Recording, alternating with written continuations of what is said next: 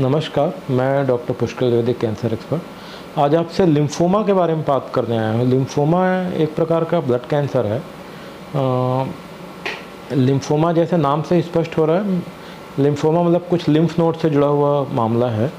मोटे मोटे तौर पर हम इसको दो पार्ट में डिवाइड करते हैं, Hodgkin and non Hodgkin.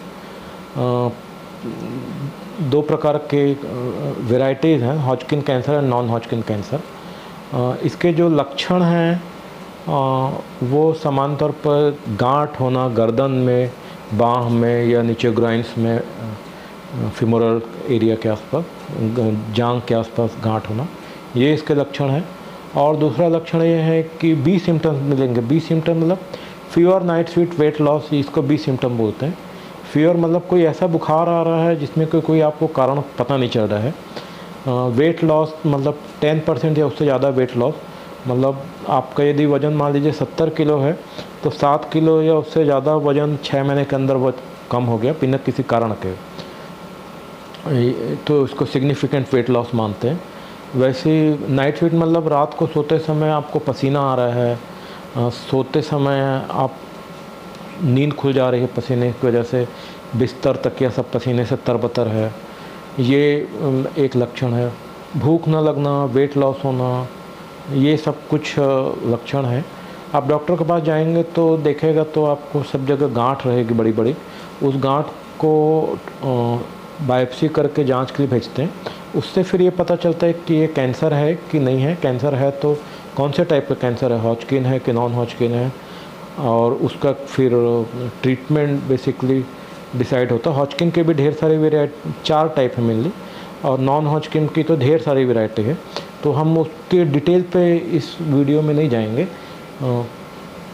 Treatment का यहाँ तक बात है तो कीमोथेरेपी इस्तेमाल होती है। हॉजकिन में जो कीमोथेरेपी इस्तेमाल होती है जिसको हम लोग बेसिकली ABVD बोलते हैं, एड्रियामाइसिन, ग्लियोमाइसिन, विनब्लास्टिन, डेकार्बाजिन।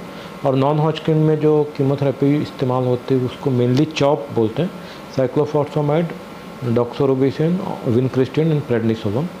और उसके साथ ही रिटुक्सिमैब नाम के एक टारगेटेड थेरेपी जो कि इस्तेमाल होती है डिपेंडिंग अपॉन कि वो कौन से टाइप का नॉन हॉजकिन लिम्फोमा है, T सेल है कि B सेल है, CD20 पॉजिटिव है कि CD20 नेगेटिव है।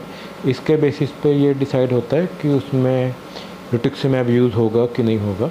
नॉन हॉजकिन लिम्फोमा एक बहुत ही बड़ा वास्ट वैरायटी है। नॉन हॉजकिन लिम्फोमा में ही कम से कम 50 वैरायटी है, तो उसको हम सब डिस्कशन यहाँ पे नहीं कर सकते।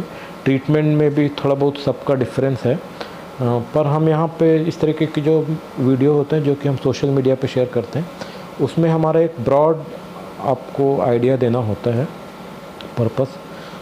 अच्छी बात है कि यदि ये पूरी तरीके से क्यूरेबल कैंसर मानते हैं, पूरी तरीके से ठीक हो सकते हैं। रिलैप्स होने पे भी इसमें ट्रांसप्लांट के माध्यम से, बोन मैरो ट्रांसप्लांट, मिलनी इसमें ऑटोलॉगस होता है, ऑटोलॉगस बोन मैरो ट्रांसप्लांट के माध्यम से, जिसको कि बेसिकली स्टेम सेल ट्रांसप्लांट है, पर आम बोलचाल की भाषा में बोन मैरो ट्रांसप्लांट शब्द इस्तेमाल होता है।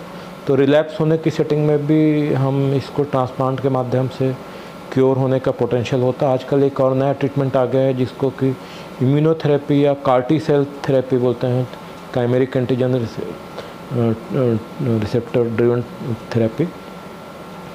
कार्टी सेल अभी बहुत ही शुरुआती दौर में है, बहुत कॉस्टली भी है। इम्यूनोथेरेपी तो अवेलेबल है इंडिया में, काफ़ी यूज़ भी हो रही है।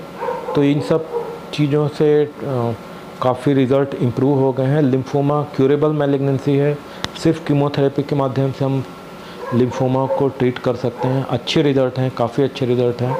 हॉजकिन, नॉन हॉजकिन दोनों को सिर्फ कीमोथेरेपी के माध्यम से ठीक किया जा सकता है।